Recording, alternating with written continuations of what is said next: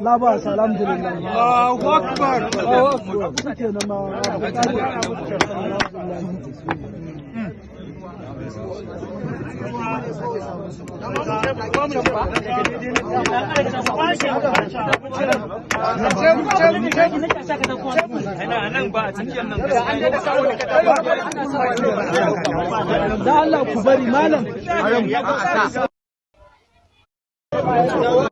ta farko da aka fara mana irin ta ba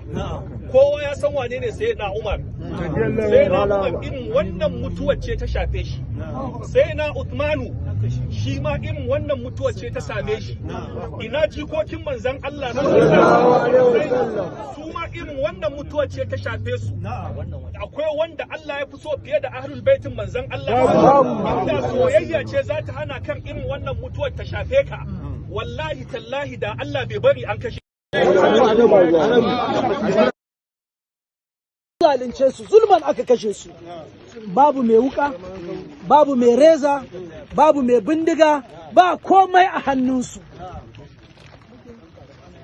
sun fito Bauchi suka biyo Jos don su wuce su koma cikin iyalansu yanzu inda iyalansu suke da 'ya'yansu da matansu da iyayensu da 'yan uwa ga mu gabaki ɗaya cikin bakin ciki cikin alhini inna lillahi wa inna ilaihi raji'un. Kamar yadda ake gani akwai shi sakataren gwamnatin da wannan kuma akwai kakakin majalisa na tarayya wanda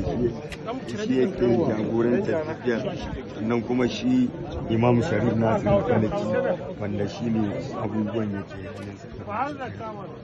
sa.